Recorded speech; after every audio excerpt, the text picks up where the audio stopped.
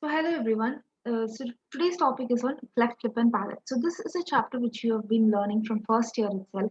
When you were learning about the development of face in your human embryology session, you must have learned about the development of face, its development anomalies. So in that session, you must have already learned about the cleft lip and palate. So not only there, you must have learned in where else? In your oral medicine session, then oral surgery, you must have learned about the cleft lip and palate repair. So here we repeat the same session. This is an integral subject or a topic which is being dealt in the pediatric dentistry session also. So you must be learning about, you should at least revise this topic. So any questions which comes from this chapter, you should be able to write it. Know the basic knowledge about how the cleft lip and palate is formed.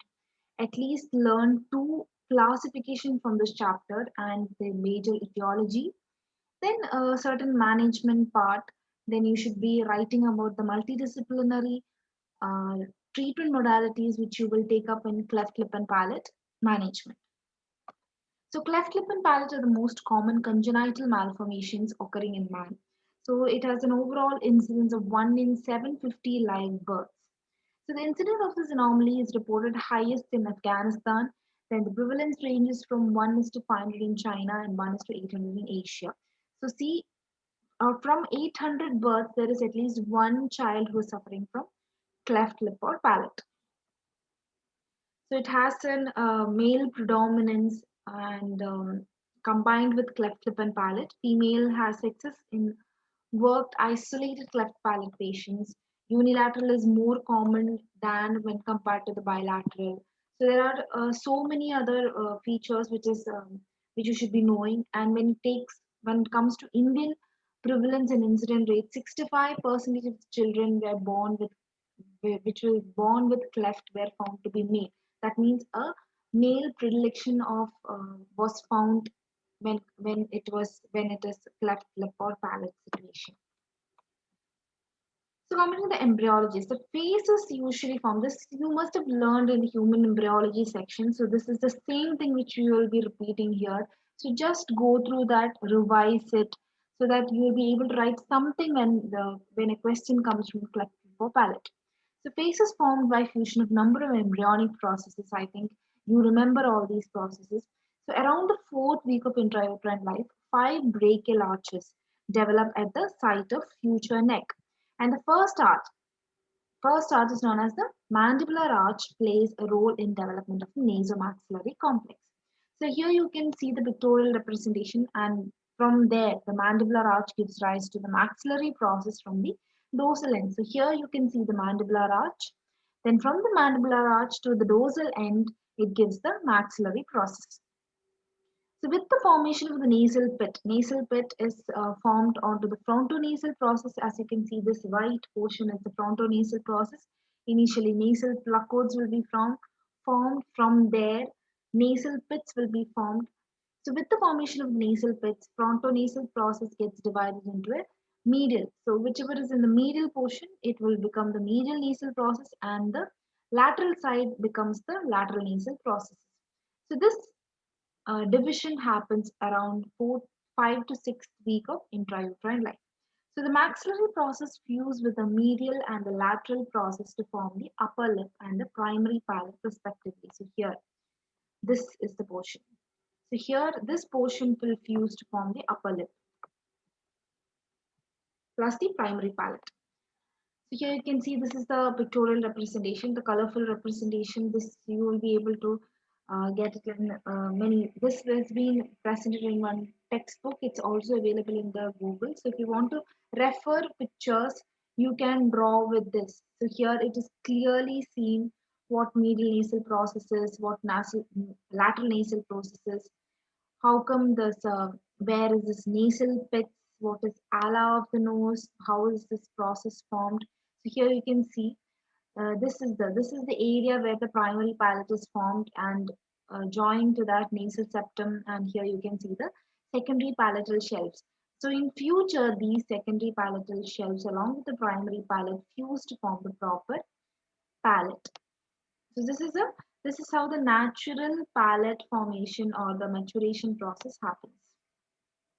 So development of the palate begins in the sixth week of intrauterine life. So there will be two types of palate formed. The anterior-most portion, that is a primary palate from medial nasal process, and the secondary palate is formed basically from the maxillary process. So palate is formed by contribution of these three processes. That is your maxillary process, palatal shelves given off by maxillary process, then comes your frontonasal process. The frontonasal process gives rise to the premaxillary region, while palatal shelves form rest of the palate. The fusion of the palatal shelf begin at 8th week, which continues till 12th to 17th week of intrauterine life. So initially the palatal shelves are covered by an epithelial lining. So here comes another integral part which plays an important role in this formation of the cleft palate.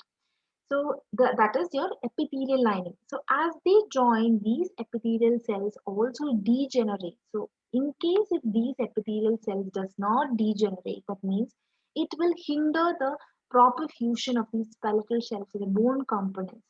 These cells will go in between and will hinder the proper fusion of these palatal shelves. So the connective tissue of the palatal shelves intermingle with each other, resulting in their fusion. So gradually, how when these epithelial cells degenerate, the palatal cells will intermingle with each other, resulting in their fusion. That is how a natural process, normal process happens. So how does this lip develops?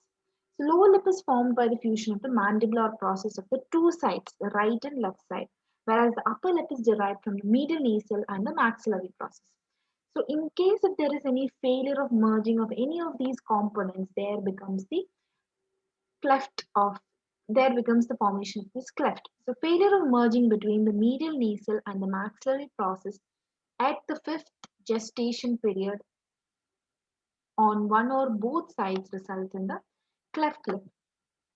So if the cleft of the lip extends deep into the primary palate, it results in the cleft of the alveolus too. That means it is extending more beyond that extent, beyond the lip area, it will lead to the cleft of the alveolus too. So occasionally cleft of lip and alveolus may have bands of soft tissue bridging across the two sides called the Simonot's band. So this is an important term which you should be knowing. So this is that is it might. So cleft of the lip and alveolus may have bands of soft tissue bridging across the two sides called the Simonot's Simonot's band. So this is the band which will be connecting.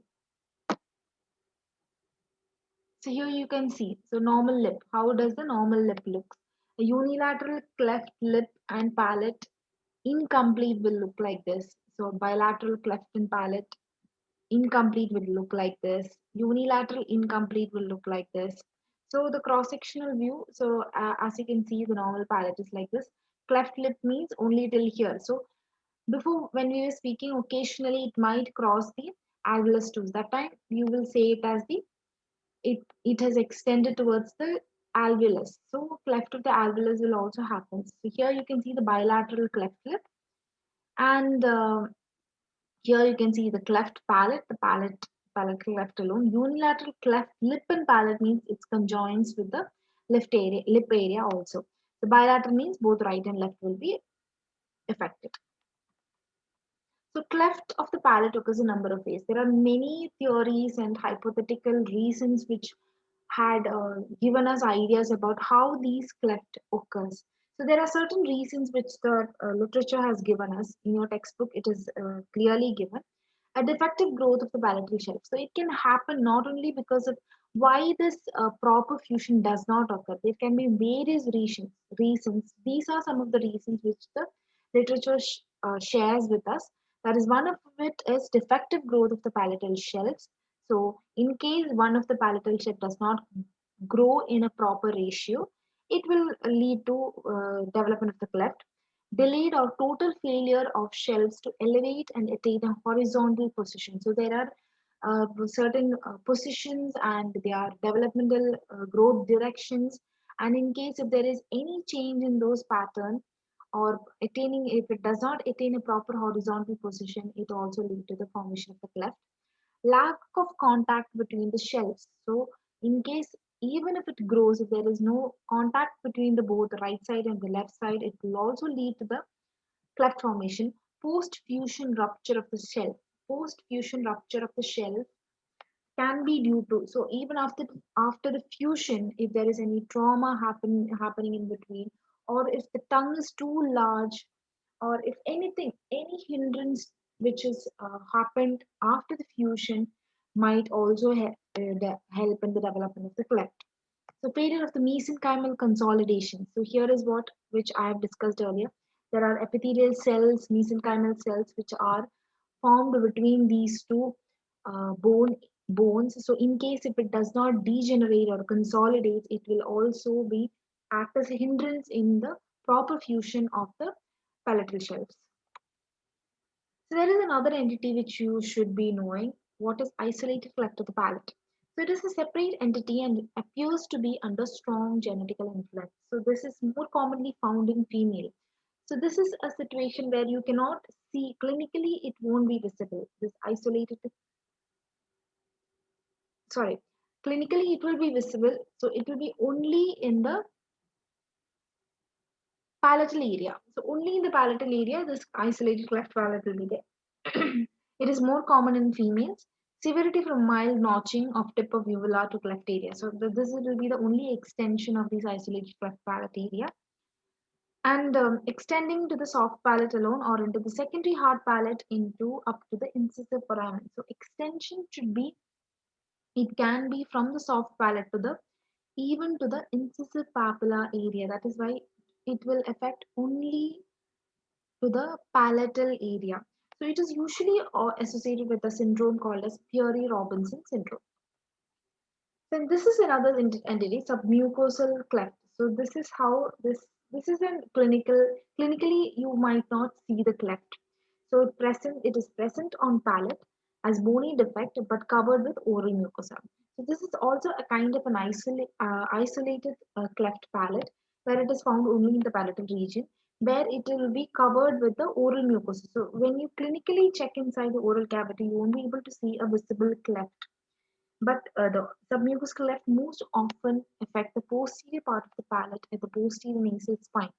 So in this situation, you will have to something you will be able to detect this only by proper palpation or with the luminous light and all. So discovered on a routine occlusal ray X-ray or could be located on careful clinical palpation of the palate, occurs only in hard palate and continue to open cleft of soft palate, or it may occur as submucous cleft of the soft palate with or without notching into the hard palate. So there can be various reasons for this. Also has a proper genetic way, like genetic etiology. So it can be due to any syndromal defect, or it can be passed on via hereditary. So coming to the etiology, this is also an important section which you should be learning. So when you are learning about the cleft, you should definitely know what is the reason or what can be the cause for formation of the cleft lip and palate. So one of the major reason is genetics. A number of genetic mutations have been implicated in the development of the cleft lip and palate. So commonest gene is your homeobox gene. MSX gene is the major, like most commonly found gene which have been causing this formation of the cleft lip or palate. Next is a folic acid receptor gene. So folic acid receptor gene means this is the reason why every time in the first trimester, that is when the proper development, first trimester is the time where a fetus, the normal embryonic development of the fetal, which involves the organ development, everything, phase, everything happens in the first trimester. So during that time, the a pregnant woman during pregnancy, folic acid prescription is a must. So that is why it is a compulsory for every pregnant woman to take folic acid during their first trimester. So including those for the gene products, transforming growth factor, alpha, epidermal growth factor, then retinoic acid receptor alpha, etc. All of these factors which will cause the uh, cleft lip or palate. Another cause is hereditary. So Drillin reported that in 1 in 3 children with cleft had some relatives. So just check whether when you're taking history, family history, please go through all these. Anything, anybody in the family having any history of having a cleft lip, palate, or even Van der Waals syndrome, then family history is available in about 12 to 20% of the cases. In first degree relatives, the incidence of on the siblings of the index case of CLP is 40 times. That is, there are 40 times more chances that the child will definitely get CLP. Another causes are environment. It can be divided into four categories: womb environment, external environment, nutrition, that is mother's nutrition, baby, which will in turn cause the fetus nutrition. Drugs, certain drugs act as a teratogen that cause birth defects like anti-abortifacient drugs, antiemetic drugs, anti-epileptic drugs like phenytoin, valproic acid, then thalidomide, digoxin, retinoic acid, maternal alcohol use, maternal cigarette smoking. These are all the environmental factors which will cause CLP. So this, what are these teratogenic drugs? This is something there have been many association between the diazepam and the formation of the cleft lip and palate. So diphenyl hydantoin, that is cleft lip, is part of the fetal hydantoin syndrome. So this is one of the condition which will cause in mothers who takes the anticonvulsant drugs or diphenyl hydantoin. So infections like rubella, syphilis, and toxoplasmosis. Then maternal alcohol use was found to cause interruption in the migration and differentiation of the neural crystal. This is what happens to a mother who consumes alcohol during pregnancy. Then embryos exposed to maternal smoking also causes increased risk of having cleft. So from now you have understood that it's a multifactorial etiology which will lead to the formation of the cleft lip and palate. So recent studies shows that that etiology of cleft lip and palate cannot be attributed solely to either genetic or environmental factors. So they argue that unless a person is genetically susceptible, the environmental factors may not by themselves cause cleft. So it has got a major role in the genes also to lead to the formation of the cleft lip or palate. So, increased maternal age is another reason which they might discuss. Women who conceive late have increased risk of having offsprings with cleft. Then, comparing the races, Mongoloids have the greatest incidence of having cleft. Then, blood supply, any factors that reduce blood supply to mesomaxillary areas during the embryological development predisposes to the cleft. That might be due to some of the developmental defects which might happen in the fetus during the developmental process. So, cleft lip may be associated with the following syndrome. This is another important uh, section which you should be knowing while giving Viva. So, what are the syndromes which is associated with the formation of cleft lip? So, learn three or four syndromes name like Down syndrome, Waardenburg syndrome. Waardenburg syndrome is abnormality of pigmentation of hair, iris, skin, and it even causes deafness. Then Van der Waals syndrome. So in Van der Waals syndrome, you might not see a proper cleft. There will be only lip pits. So this can't be sometimes. It won't be diagnosed as much. So sometimes this is not an unnoticeable condition. So in that type, this is definitely a cause for the um, formation of cleft lip or palate in any of the upcoming offspring or the relatives. Like genetically, it might inherit in the offsprings or in the upcoming future generations. So, orofacial digital syndrome, Treacher-Collins syndrome, Pierre-Robinson syndrome, Klippel-Feil syndrome. So, these are learn three or four names of the syndromes. So, according to certain studies, up to 30% of the cleft lip and palate and 50% pure palatal clefts may be related to syndrome. So, check or rule out if the child has any other signs and symptoms. So, that time you will be able to understand if the child comes to any of the categories of any of the syndromal disease. There are many various diagnostic evaluations. So, we have discussed the etiology, then clinical features, or we have discussed the prevalence incidence, then how this embryological development, what are the reasons behind that etiology, coming to the diagnostic evaluation.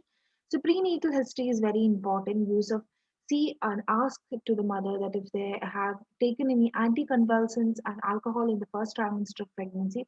First trimester is very important because that is the time where the mother or where the fetus develops properly. The organ development happens during the first trimester. So there will be some kind of drug related history you should take from the prenatal. If you're taking the prenatal history, see if there is any drugs involved. Family history, first degree relatives for associated defects. Check for any syndromes or any kind of defects in the family. Then coming to the physical examination, unilateral, bilateral, or midline cleft lip. So when you're examining the child, see whether it is unilateral, bilateral, or midline cleft lip. Variety of the diagnostic considerations. The midline cleft lip, orofacial digital syndrome, allobar and lobar forms of holoprosencephaly will be found. U-shaped means it can be there can be micrognathia, glossoptosis, which is related to the Fury-Robinson syndrome. So when you're diagnosing such things, you should be able to come to a conclusion of all these things. So this is one of the in like methods which you can find out during the when the child is in utero. In utero, you will be able to identify if the child has a cleft lip or palate. So that is with the use of ultrasonography, and 3D ultrasonography enables utero diagnosis of the clefts, especially in the third trimester. So third trimester, you will be able to identify if the child is so. The parents can be the like we can give them proper counseling regarding all these things. So they won't panic once they see the baby. So advantages of early diagnosis: time for parent education on the management of the baby to born, then allows psychological preparation of the parents and allow them to have realistic expectations. So they won't panic and they will not go into a depressed situation that and they will not take the blame for child to become like that. So it is not their fault that the child has become like this. So it gives an opportunity to investigate the presence of other chromosomal abnormalities also. So during that time, you can see whether the child has any associated syndromes. So it gives parents the choice of continuing the pregnancy also. If they doesn't want that, they can choose not to deliver the baby. It helps in getting prepared for the neonatal feeding and care, opportunities for fetal surgeries also. They can prepare for all those things. So that is what is important in having an early diagnosis of such situations. So coming to the classification, so learn at least two classifications.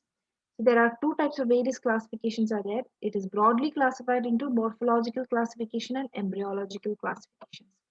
So morphological classification includes Vieu's classification, which was put forward in 1931. So it has been divided as groups. So group one is cleft of soft palate only. So come from the posterior most area, cleft of soft palate only. Group two is cleft of hard palate and soft palate till the incisive foramen. Group three means complete unilateral cleft of the soft palate, hard palate, the alveolar ridge, and the lip on one side. Whereas group 4 is complete unilateral cleft of the soft palate, hard palate, the alveolar ridge, and the lip on both the sides. The lip involves both the sides in group 4. Whereas embryological classification is Kernahan's and Stark's classification. Even Spinner has involved and modified it in 1974. So group 1 is cleft of primary palate only, which involves unilateral, bilateral, total, and subtotal. Group 2 is cleft of secondary palate only, total, subtotal, and submucous. Group 3 is cleft at both primary and secondary palate, unilateral, total or subtotal, median, total or subtotal, bilateral, total or subtotal. So Spinner's classification is group 1, which he had made it more precise. That is, group 1 includes pre-incisive foramen cleft, unilateral, bilateral, median. Median means cleft of the lip with or without alveolar cleft. So it can be total or partial. Group 2 is trans-incisive foramen cleft, cleft of lip, alveolus, and palate. It can be unilateral or bilateral. Group 3 is post-incisive foramen cleft, total or partial. Group 4 is rare facial cleft. Facial cleft means complete face will be involved. So symbolic and computer graphic presentation is also there, which was given by Kernahan's type Y classification. In 1971, it was modified by later in 1976, it was modified by Millard. So symbolic classification uses a striped Y having numbered blocks. Each block represents a specific area on the oral cavity. This is a better, easier way to identify. This is a computerized method. So Miller has modified this Carnahan's classification. Like this is the modified version, which includes most of the areas. So these striped Y has been numbered. There are blocks, and it has been numbered as 1, 2, 3, 4, 5.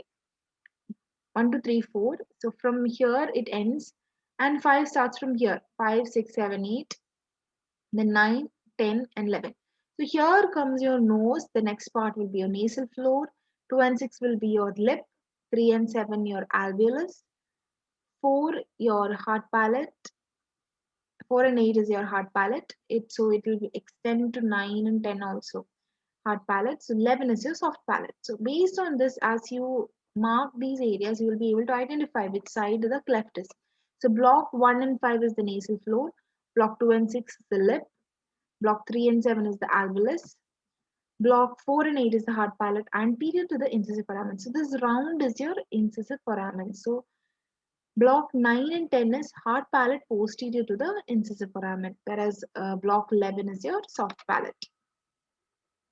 So here is how this we will be able to apply this Carnahan. So here you can see there is a cleft of this region.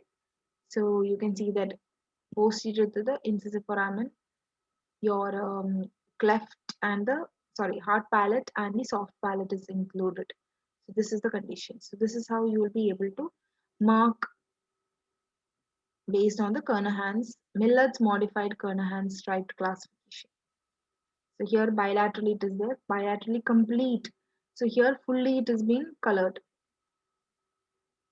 So if there is only involvement of the lip and the alveolus, so only that area will be colored. So bilateral right incomplete, left complete, cleft lip and primary palate. So there is another classification which is given by Davis and Ritchie. Morphological classification which is based on location of cleft relative to alveolar process. The group 1 includes pre-alveolar clefts involving only lips and are subclassified as unilateral, bilateral and median. Group 2 is post-alveolar clefts that comprises hard and soft palate clefts up to the alveolar ridge. In group 3 is alveolar clefts. Complete clefts involving the palate, alveolar ridge and lips can be subdivided into unilateral, bilateral and median. So like that, there are many classification which is based on morphological, embryological, typical and atypical, syndromic and non-syndromic. So at least learn two important classifications which is easy for you people to learn. So coming to the clinical presentation. So in prenatal growth, various forces which influence the facial growth in utero are your over the maxillary segment on non-cleft side is the pull of lip and cheek muscles, tongue pressure, then relatively unstrained nasal septal growth. Then over the maxillary segment of the cleft side is the intrinsic deficiency will be present. Then pressure from alar base due to stretching of the nostrils will happen. So an incomplete unilateral cleft and palate will cause severe deviation of the midline away from the cleft. Smaller maxillary segment shows retropositioning of or growth inhibition and collapse will be there. Nose is deviated towards the normal side. This is what will happen in incomplete unilateral cleft and lip and palate. So in a bilateral cleft lip and palate case, premaxilla means in the anterior region, tilts forward or shift to one side due to the tongue pressure. So tongue has got a major role in the development process and the shifting of these areas. So facial growth is unrepaired in unrepaired cleft lip and palate cases will be very much hindered. A functionally normal facial skeleton develops in unrepaired cases except for presence of local bony defect due to intrinsic deficiency in immediate area of cleft. So due to absence of normal lip pressure, abnormal development of the dentoalveolar process can occur in vicinity of the cleft lip. So if the cleft is not treated, as you all have learned in the functional metrics theory, based on that, a proper growth of the face will not happen in such unrepaired conditions. So facial growth following a surgical repair, what are the things which will affect? So effect of a lip repair is it tight upper lip following repair significantly inhibits the facial growth in anteroposterior direction. So increased tightness in the lower part of the repaired lip near free borders lead to the retroclination of the dentoalveolar structure. So it will give a better aesthetically, it will have a better appearance. So effect of a palatal repair is a palate repair may inhibit the growth of the maxilla, and due to scar contracture reduction in the maxillary arch occurs. So if the palate is not repaired in proper time, this is what will happen.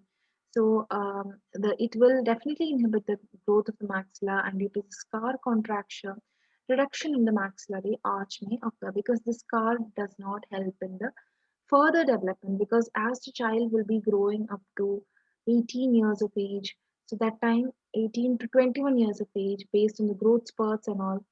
So if the repair has taken place beyond a limit or without considering the growth factor or the growth of the child, then these things will occur. So associated developmental disturbance of the teeth, which is seen in patients who are having cleft lip and palatal, there can be incidence of this prevalence of supernumerary teeth, congenitally missing teeth, most commonly the lateral incisors. Then there will be formation of T cingulum, peg-shaped teeth, thick curved hypoplastic incisors. So normally formed lateral incisors usually absent and replaced by abnormally formed. So there will be presence of supernumerary teeth, and it can erupt as a needle teeth also. Geminated conical tooth may also be present in the region of the lateral incisors. Isolated enamel defects will be seen. Feeding difficulty is one of the major causes of CLP. Then comes your aesthetic problems. Aesthetic problems will be most of the parents will be concerned about the aesthetic problems, and once child grows, it will be a problem for the child. Psychologically, the child will be disturbed. So facial disfigurement, orofacial structures can be malformed and congenitally missing. So deformities of nose can also occur in such situation. So associated problems with the cleft lip and palate is hearing. Cleft palate lead to infective patency of the eustachian tube that is inside your ear due to the non-functional tensor veli palatini, which leads to the secretory otitis media, which is otherwise known as the blue ear, which will lead to conductive deafness. So this is one associated symptom, associated factor or a symptom which will lead, which is found by the formation of the cleft palate. Then, as you all know, the speech, the patients who are having cleft palate has hypernasal tone. Assessment of the speech therapist is required as early as 9 months of age. That means that is the time when the child starts talking. So, patient with delayed development of speech may have receptive language problems that arise because of the collection of the fluid in the middle ear. So, in case if the patient has got conductive deafness, it will also affect the speech. Then speech problems are more severe if surgery is delayed. Usually, an operated cleft palate patient presents short palate, decreased mobility of the soft palate due to scarring and presence of oronasal fistula, all which contributes to velopharyngeal insufficiency. So there also will lead to more complications in the speech. Swallowing problems will be there with nasal regurgitations. Then psychological problems. Patients are under a lot of psychological stress. Even the parents will be, when the child starts going to the school, it will also cause psychological stress to the child, considering their aesthetic appearance and their insufficiency in speech and other uh, activities. So, when it comes to the management part, it is not just one person's duty. It is a multidisciplinary management, as you can see from now, as we have discussed from the clinical features and all. You have now understood that there is involvement of so many other specialists in managing a cleft lip and palate child. So we call it as a multidisciplinary management is required for treating a child with cleft lip and palate. So this should be taken into consideration from immediately from the birth. So management part we'll be discussing on the second part. So here ends today's session. So this session we'll end it today. So we'll the second part will be on the management of the cleft lip and palate.